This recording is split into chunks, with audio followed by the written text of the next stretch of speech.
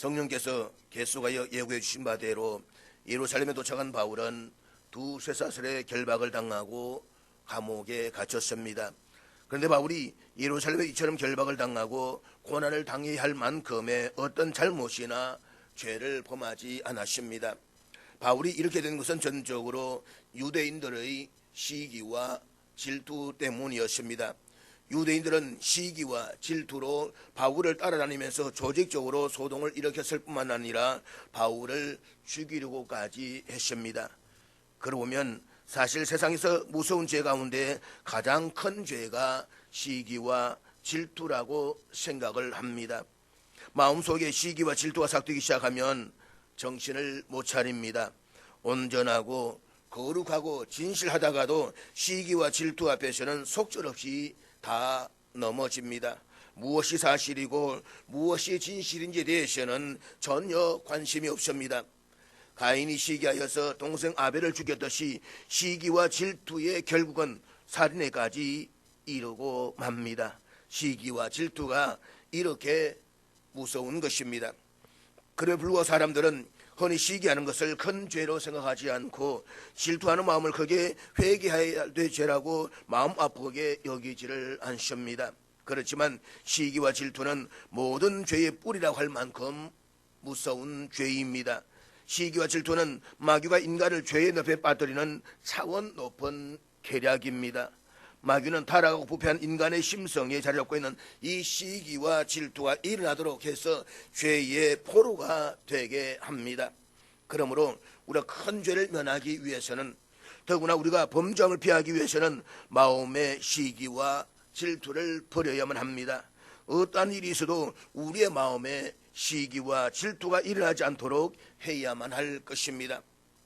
유대인들은 시기와 질투로 인해서 바울을 죽이려고 했습니다. 그런데 바울을 죽이려는 음모는 그가 20여 년 전 다메섹 도상에서 부활의 주님을 만나고 예루살렘 올라와서 나사렛 출신의 그 예수를 그리스도라고 선포하던 그때로부터 시작이 됩니다. 그렇지만 지금 예루살렘의 유대인들이 바울을 제거하려는 음모는 이전까지의 경우와는 다르게 보다 적극적으로 치밀하게 진행이 되었습니다. 40여 명의 유대인 광신자들이 당을 지어서 바울을 죽이기 전에는 아무것도 먹지 않고 마시지도 않기로 엄숙히 맹세했습니다. 그리고 그들은 자신들의 목적을 이루기 위해서 아주 치밀하게 계략을 꾸몄습니다. 먼저 천부장의 보호 아래 로마군의 요새 안에 갇혀있는 바울을 끌어내기 위해서 산헤드린 공회와 공모를 합니다. 즉 사건을 보다 자세히 심리하기 위해서 바울을 다시 산헤드린 공회로 호출하는 것이었습니다. 그리고 바울이 이 요구에 응하려고 산헤드린 공회를 내려올 때에 암살단들이 중간에 매복하여 있다가 공회로 들어가기 전에 그를 죽이고자 하였습니다. 그들은 바울을 유인하는 방법과 죽일 장소, 죽일 시간까지 아주 치밀하게 세웠습니다. 바울을 죽이기 위한 계략으로 이보다 더 완벽할 수는 없습니다. 그런데 이러한 바울을 살해한 음모가 바울의 조카에 의해서 드러납니다. 그리고 바울의 조카로부터 유대인들이 암살단을 조직해서 바울을 암살하려 한다는 이야기를 들은 천부장은 예루살렘의 치안을 책임지고 있는 자로서 결코 간과할 수 없는 중대한 문제였습니다. 더욱이 바울은 로마 시민권자였습니다. 따라서 혹시라도 바울에게 무슨 변고라도 발생한다면 천부장 그에 따른 책임을 면할 수가 없습니다. 때문에 천부장은 470명의 군사를 동원해서 그날 밤 9시 한밤중에 예루살렘에서 104km 떨어져 있는 가이사랴 총독 벨릭스에게 바울을 호송하기로 한 것입니다. 천부장이란 태도는 상당히 예외적이 아닐 수가 없습니다. 그럼에도 천부장이 이토록 신속하면서도 신중하게 바울을 가이사랴로 호송하려고 했던 것은 당시 대제사장 아나니아가 그런 업무를 꾸밀 만한 비열하고 잔인한 인간이었음을 알고 있었던 것으로 보여집니다. 나아가서 바울에 대한 유대인들의 감정이 살해 업무를 꾸미기에 충분할 정도로 좋지 않다는 사실도 인식하고 있었던 것 같습니다. 그래서 그는 지체하지 않고 암살 계획 정보를 입수한 그날 밤 암살단들이 눈치를 채기 전에 서둘러 바울을 가이사랴로 호송하게 한 것이었습니다. 한편 본문에서 언급되고 있는 총독 벨릭스의 본명은 안토니우스 벨릭스입니다. 그는 본래 노예 출신이었습니다. 그럼에도 불구하고 총독이라는 영예로운 지위에 오르게 된 것은 그의 형 팔라스 덕분이었습니다. 팔라스는 네로 황제의 총애를 받았다라고 합니다. 그 덕에 벨릭스는 평생 노예로 살다가 죽어야 할 사람이 특혜 중의 특혜를 받아서 자유인이 된 것입니다. 뿐만 아니라 그는 지방장관이 총독의 자리에 올라서 유대 지방에 왔던 것입니다. 역사상 처음으로 노예에서 로마의 지방장관이 된 사람은 벨릭스가 처음입니다. 벨릭스는 태생이 비천했음에도 불구하고 3번에 걸친 정략적인 결혼을 통해 가지고 계속적인 신분 상승을 꾀할 수가 있었습니다. 첫 번째 부인은 그 유명한 클레오파트라와 로마의 장군 안토니우스의 손녀입니다. 둘째 부인에 대해서는 알려진 것이 없습니다. 셋째 부인은 아그리파 1세의 막내딸이었습니다. 그러니까 로마에서 정치적으로 성공하기 위해서 클레오파트라의 손녀를 아내로 삼았고, 유대 지방에 와서는 다시 헤롯 아그리파의 딸과 정략적인 결혼을 한 것입니다. 이렇듯 자기 명예와 출세를 위해서는 수단과 방법을 가리지 않았던 사람이 바로 벨릭스였습니다. 특별히 벨릭스는 아주 잔인하고 무자비했던 사람으로 알려져 있습니다.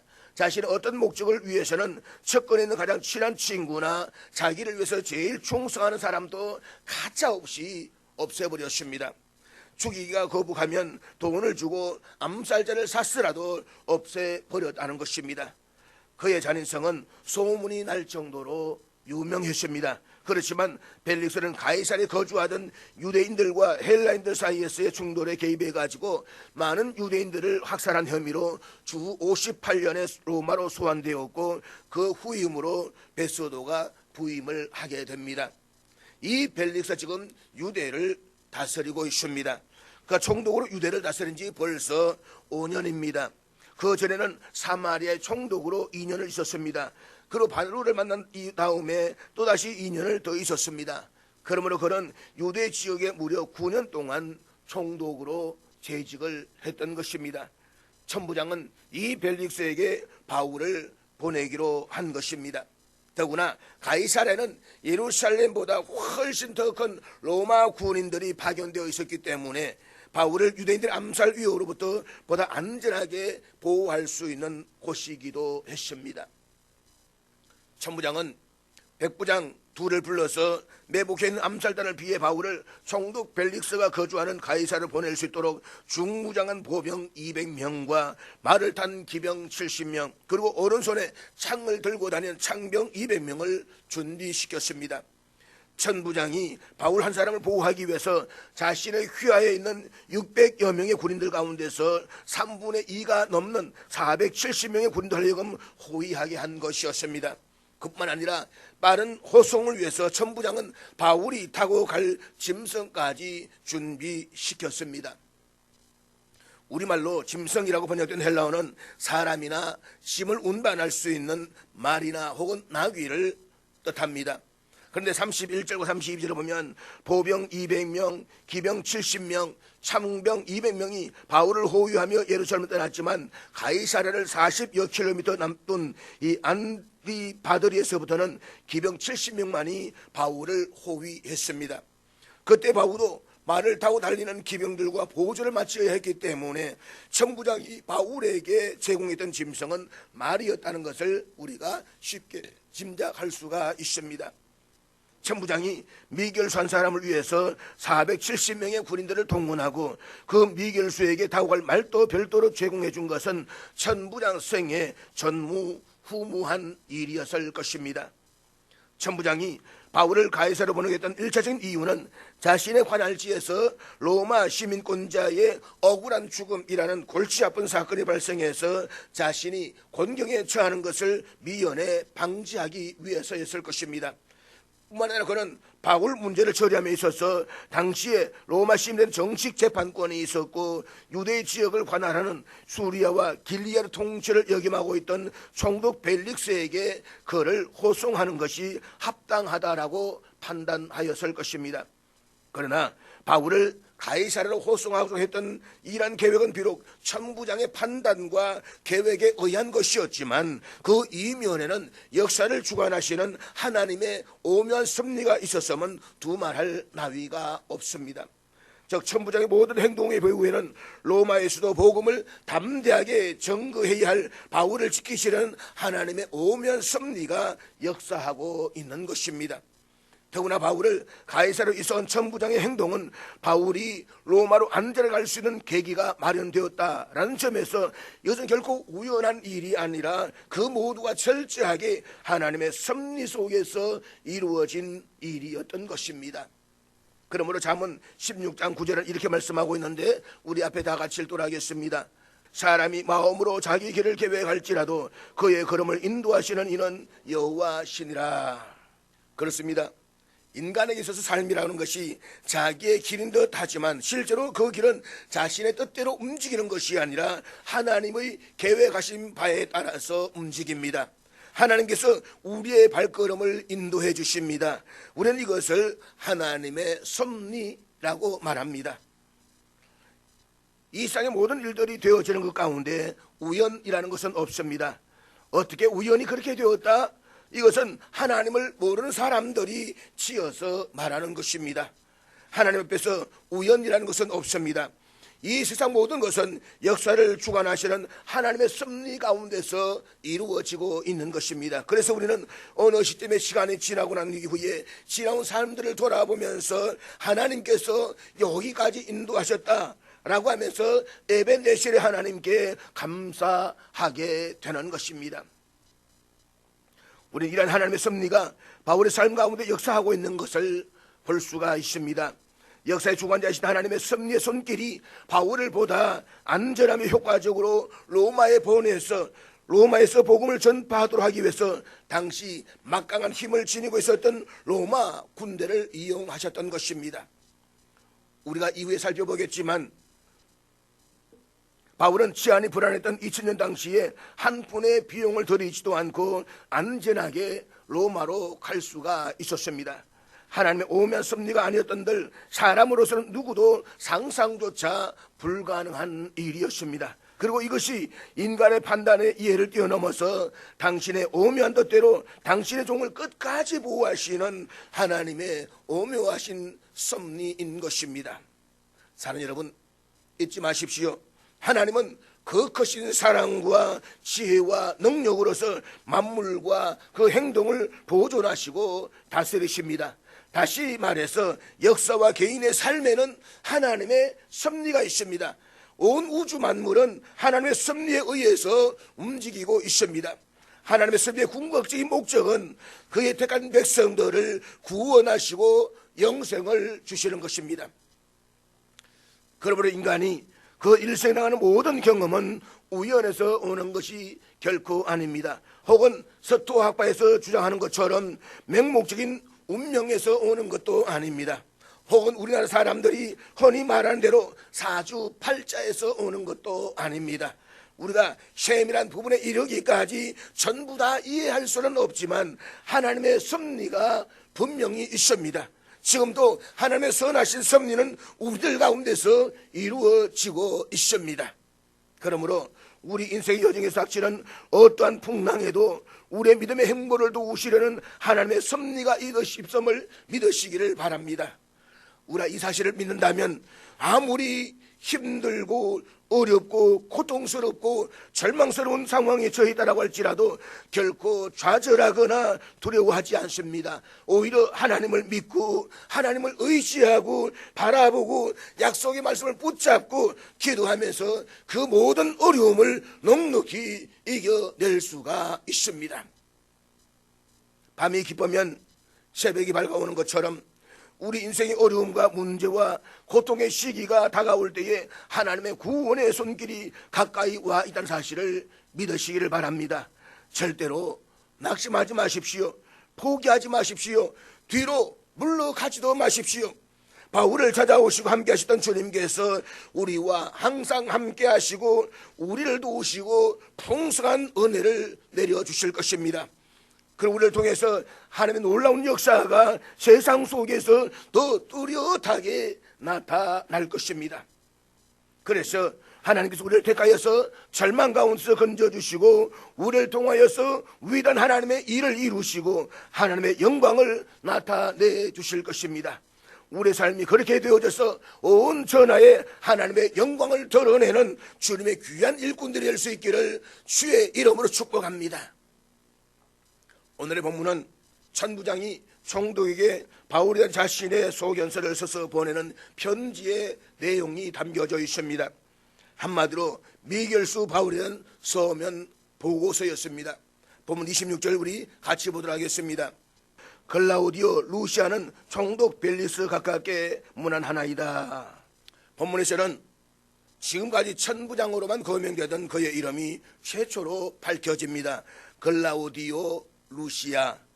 여기서 글라우디오는 로마식 이름이고 루시아라는 이름은 헬라식입니다. 사도행전 22장에서 천부장은 바울에게 자신이 막대한 돈을 들여서 로마 시민권을 획득했노라고 밝힌 적이 있습니다. 이로 미뤄보았을 때에 본래 헬라인이었던 이 천부장은 로마 제국의 군이 된 뒤에 로마 황제 글라우디오 치하에서 돈으로 로마 시민권을 획득하고 자기 이름 루시아 앞에 로마식 이름인 글라우디오를 덧붙였음을 알 수가 있습니다. 이와 같은 출신 배경을 지니고 있는 천부장의 서면 보고서는 그가 얼마나 출세 지향적인 인간이었는지를 여실히 보여주고 있습니다. 출세 지향적인 인간은 결코 진실하지 않습니다. 출세 지향적인 사람은 자신이 원하는 바 목적을 이루기 위해서는 수단과 방법을 가리지 않습니다. 출세 지향적인 인간, 자기 야망에 사로잡힌 인간은 자기 과시와 과장, 헛세와 허위가 몸에 배어져 있습니다. 천부장 글라우디오 루시아가 바로 그런 인간이었다는 것입니다. 한편 당시 로마법에 의하면 엘로기움이라고 해서 하급관리가 상급관리자에게 어떤 사건을 보고할 경우에 그 사건에 대한 서면 진술서를 반드시 보내야만 했습니다. 따라서 천부장 글라우디오 루시아는 그냥 사람을 보내어서 기별하고 바울을 그곳으로 데려다 준 것이 아니라 로마법에 근거해서 그리고 자신의 책무를 다하는 차원에서 총독에게 일종의 서면 진술서를 써서 보낸 것입니다. 그것이 27절 28절 말씀인데 우리 같이 읽도록 하겠습니다. 이 사람이 유대인들에게 잡혀 죽게 된 것을 내가 로마 사람인 줄 들어 알고 군대를 거느리고 와서 구원하여다가 유대인들이 무슨 일로 그를 고발하는지 알고자 하여 그들의 공회로 데리고 내려갔더니 형식적인 문안 인사가 끝나자마자 천부장은 진실과 거짓의 교묘한 혼합으로 구성된 서면 보고서를 시작하고 있습니다. 총독 벨릭스에서 보낸 천부장의 서면 보고서는 크게 세 단락으로 나눌 수가 있습니다. 첫 번째 단락은 유대인들이 잡혀 죽게 된 바울이 로마 시민이라는 사실을 천부장 자신이 먼저 알고 군인들을 데리고 가서 그를 구원해 주었다는 것입니다. 이것이 사실입니까? 아닙니다. 새빨간 거짓말이었습니다. 천부장의 교묘한 사실 왜곡은 우리말로 들어 알고라는 표현에서도 잘 보여주고 있습니다. 통상 헬라인들은 이 단어를 의식적으로든 무의식적으로든 지적 창의성을 포함하는 말로 이해를 했습니다. 그러니까 천부장은 사람을 분별할 줄 아는 이 탁월한 능력이 자신에게 있는데 그 능력으로 인해 가지고 위기에 처한 로마 사람이었던 한 사람을 구해서 보호하게 되었다는 것을 언론 중에 드러내고 있는 것입니다. 뿐만 아니라 천부장이 유대인들이 고소하는 것의 내용이 무엇인지를 알고자 했다라고 하는 이 벨리스 총독에 보낸 편지의 내용도 사실과는 전혀 다른 것입니다. 본문에서 우리말로 알고자 했다라는 헬라어 동사는 자신이 사태의 실상을 공정하게 파악하려는 데 몰두해 있었다는 것을 온전히 드러내고 있습니다. 그렇지만 천부장은 결코 그렇게 하지 않았습니다. 그가 바울을 결박한 것은 대소동이 벌어진 이유를 알고자 해서 그랬던 것이 결코 아니었습니다. 대소동이 벌어졌다는 보고를 받고 군사를 대동하여 급히 현장에 출동했던 천부장은 그곳에서 유대인들이 왜 바울을 저주를 하는지 그 시시비비를 가리려고 하지 않았습니다. 오히려 천부장은 유대인들이 저주하는 바울을 보자말자 4,000명의 칼잡이를 동원해서 소요를 일으켰던 그 애굽인이라고 속단했습니다. 그래서 부하들을 시켜서 바울을 두세사스로 결박한 다음에 로마군 요새로 끌고 가서 악명 높은 죽음의 채찍질을 가하게 했습니다. 천부장은 로마 시민에게 죄를 확정하지도 않고 채찍질을 가할 수 있느냐는 바울의 책망을 전해 듣고서야 비로소 바울이 로마 시민이란 사실을 알게 되었습니다. 그리고 그와 동시에 천부장은 두려움에 사로잡혔습니다. 로마 시민은 바울을 정식 절차도 거치지 않고 쇠사슬로 결박한 것도 모자라서 채찍질을 가하려고 했던 것을 당사자인 바울이 문제를 삼으면 천부장 자신은 자기 자리를 더 이상 보존하기가 어려웠던 것입니다. 하지만 다행히 바울이 천부장의 잘못을 문제 삼지 않았기 때문에 천부장은 무사할 수가 있었습니다. 그런데 이런 과정에서 사실 천부장은 단지 군중들의 소요 사태를 진정시키기를 원했고 만일의 사태로 인해서 자신의 초래를 불이익을 염려했을 뿐이었습니다. 그럼에도 불구하고 천부장은 온 정신과 온 마음을 다 쏟아서 사태의 진실을 철저히 파악하려고 노력했다라고 보고함으로써 자신의 성실함과 공정함을 온건히 드러내고자 했다는 것입니다. 그리고 유대인 손에 거의 죽게 된 바울이 로마 시민의 사실을 자기가 먼저 알고 군사를 대동하여서 유대인 손에서 로마 시민 바울을 구해내었다라고 하는 총독에게 돈 거짓 보고를 하고 있는 것입니다. 총독 벨릭스에게 자신이 로마 시민을 보호하기 위해서 얼마나 노심초사하였는지를 과시하기 위함인 것입니다. 두 번째 단락의 내용은 유대인들이 왜 바울을 고발하는지 알기 위해서 산헤드린 공회를 개최해 보았더니 그들의 율법 문제에 관한 것뿐이요 로마 제국의 법에 저촉되는 사안은 전혀 없었다는 것입니다. 이 보고는 사실이었습니다. 그래서 천부장은 470명의 군인을 동원하면서까지 로마 시민은 바울을 총독에게 이송함으로써 로마 시민은 재판권을 지니고 있는 로마 총독에게 자기의 공을 과시했습니다. 세 번째 단락의 내용은 바울을 암살한 모의를 자신이 알고 바울을 총독에 이송하면서 바울의 고발자들에게도 총독에게 바울을 고발하라고 했다라고 하는 것입니다. 이것도 역시 사실이 아닙니다. 천부장은 바울의 조카로부터 유대인 암살 모의를 전해 듣자마자 아무도 모르게 모든 사람이 깊이 잠든 한밤중에 바울을 가이사랴로 이송했습니다. 바울을 죽이는 암살단원들에게 정보가 새어나가지 않게 하기 위함이었습니다. 따라서 천부장의 법문의 보고서를 기록하던 그 시각에는 바울의 고발자들은 바울의 이송 계획조차 전혀 모르고 있었습니다. 그런데 천부장은 마치 이전에 자신이 바울의 고발자들에게 로마 총독에게 바울을 고발하라고 아마 이미 통보한 것처럼 그렇게 거짓 보고서를 올리고 있는 것입니다. 이와 같은 사실에서 총독에 보낸 보고서의 내용은 천부장의 인간 됨됨이를 더 잘 보여주고 있습니다. 천부장은 예루살렘에 취한 책임자였습니다. 그가 바울에게 아무런 잘못도 없다는 그 사실을 확인한 이상 천부장은 자신의 권한으로 얼마든지 바울을 풀어주어야만 했습니다. 하지만 천부장은 결코 그렇게 하지 않았습니다. 더구나 천부장이 로마 시민인 바울이 자신의 관할 구역 내에서 유대인 암살단들에게 피살당하는 것을 미연에 방지하기 위한 것이 목적이었다고 한다면 천부장은 한밤중에 아무도 모르게 바울을 자기 관할 구역 밖으로 호송해 줄 수도 있었을 것입니다. 그런데 천부장은 470명의 군인을 동원하면서까지 로마 시민인 바울을 총독에 이송함으로써 로마 시민이라는 재판권을 지니고 있는 로마 총독에게 자기의 공을 과시하고 있는 것입니다. 이런 천부장의 태도는 출세지향적 인간이 흔히 사용할 수 있는 수법인 것입니다. 그럼에도 우리는 익히 알고 있습니다. 천부장으로 하여금 470명의 로마 군인을 동원해서 바울을 가이사랴까지 이송하게 한 것은 오묘한 주님의 섭리였음을 말입니다.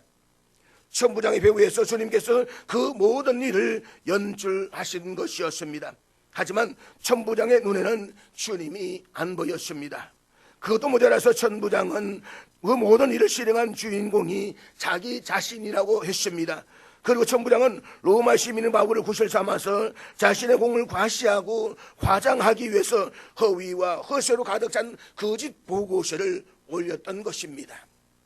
중요한 사실은 이런 헛새와 허위의 거짓 보고서가 어떻게 거룩하신 하나님의 말씀인 성경에 기록되어져 있느냐라고 하는 것입니다. 그것은 이런 허위와 헛새의 보고서는 결코 하나님께는 통하지 않는다는 사실을 우리에게 일깨워주기 위함인 것입니다. 사람은 속일 수 있어도 하나님은 결코 절대로 속일 수 없다는 것입니다. 천부장이 자신을 과시하고 과장하는 헛새와 허위로 하던 거짓 보고서로 총독의 환심을 사서 이후에 승진했을 수도 있습니다. 그래서 이후에는 어떻게 되었겠습니까? 천부장이 계속해서 성성장구하면서 2000년이 지난 오늘날까지 부귀 영화를 누리고 있습니까? 천부장이 자기 과시와 과장과 헛새와 허위로 이 세상에서 아무리 높은 지위까지 올랐다라고 한들 결국 그에게 돌아간 것은 한 줌의 흙으로 흔적도 없이 사라져버린 허망한 죽음이었지 않겠습니까? 천부장은 2000년 교회 역사상 가장 위대한 사도 바울을 직접 만난 사람이었습니다. 바울을 만난다는 것이 얼마나 귀한 일이었겠습니까? 오네시모와 같은 노예도 바울을 딱 한 번 만나고 나서 하나님의 사람이 되었습니다. 천부장은 개인적으로도 바울과 이야기를 나누었을 것이고 두 번에 걸친 바울의 자기 변명도 직접 들었습니다. 바울의 언행에 감화도 받았고 바울에게 호감도 가졌습니다. 하지만 바울의 삶을 본받거나 바울의 정언하는 주님을 영접하려 하기보다는 로마 시민인 바울을 이용해서 자신의 입신 양명을 도모했다는 것입니다. 그리고 그것으로 모든 것이 끝이었습니다. 천부장은 자기를 과시하고 과장하는 허위와 헛새의 어리석은 인간 표상으로 사도행전 무대에서 영원히 퇴장해 버리고 말았습니다. 그 천부장에게도 분명히 구원과 주님의 통로로 쓰임받을 수 있는 기회가 주어졌지만 스스로 그 소중한 기회를 박차버린 것이었습니다. 사랑하는 여러분, 하나님의 섭리를 자신의 공로인 양 과시하고 과장하며 허위와 헛새로 가득 찬 인간을 통해서는 주님의 뜻도 하나님의 나라도 이루어지지 않습니다.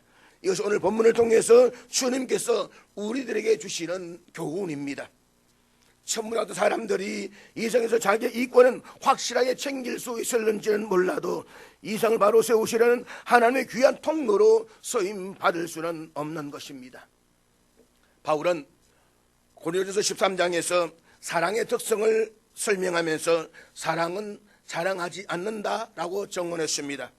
우리말로 자랑하다라고 번역된 헬라어는 허풍선을 의미하는 단어에서 유래돼 가지고 과장하다라는 뜻을 가지고 있습니다. 자신의 우월감을 과대평가하거나 반대로 자신의 열등감을 감추기 위해서 자신의 행위를 계속 과장하는 것입니다. 바울은 또한 사랑은 교만하지 않는다라고 했습니다. 우리말로 교만하다라고 번역된 헬라어는 부풀게 하다라는 뜻을 가지고 있습니다. 방금 자랑은 자기 행위를 과장하는 것이라고 했습니다.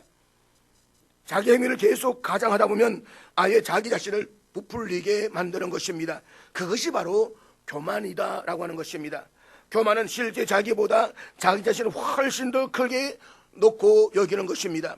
다시 말해서 실제 자기 자리보다 훨씬 높은 자리에 자기를 앉혀두는 것입니다. 그래서 교만한 사람은 하나님도 사람도 바르게 사랑할 수가 없습니다. 그런 사람은 무슨 일이든 잘못되면 남 탓이요 잘되면 모두가 자기 공로인 양 과시하고 과장하며 허위와 허세에 가득 찬 삶을 살 것이기 때문입니다. 그런 사람에게는 하나님도 사람도 자기 자신을 더 높여주기 위한 수단에 지나지 않는 것입니다.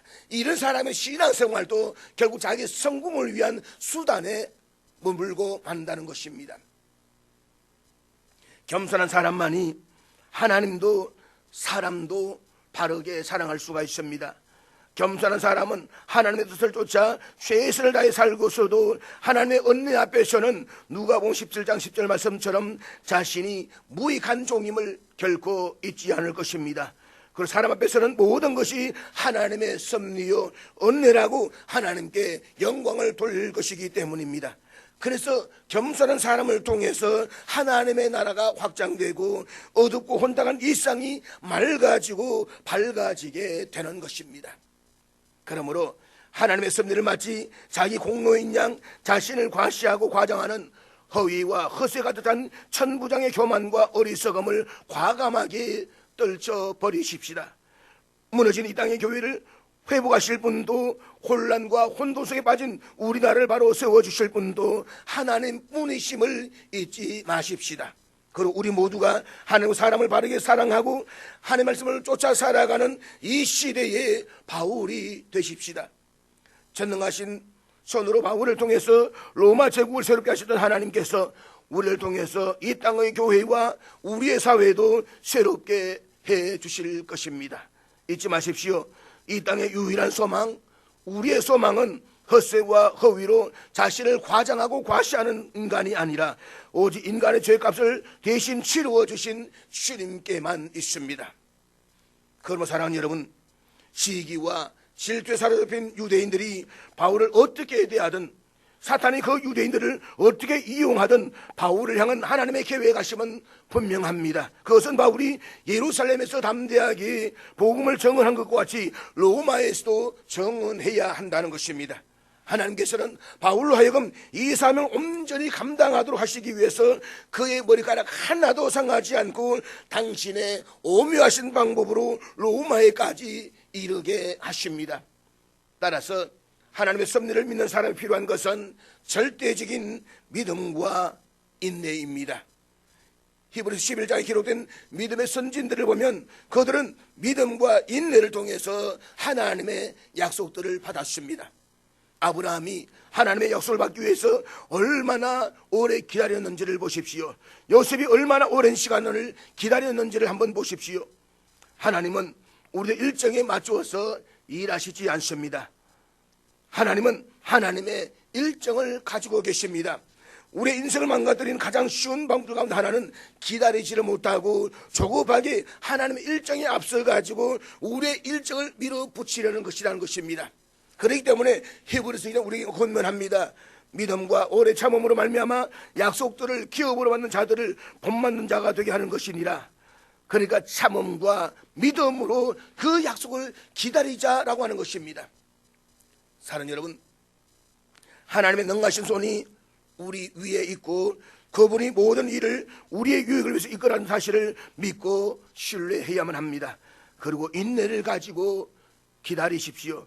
그러면 하나님께서 반드시 당신의 때에 그것을 가장 완벽하게 이루어 주실 것입니다. 그러므로 우리가 그러한 믿음을 가질 수 있도록 하나님께서 도와주시기를 기도하시기를 바랍니다.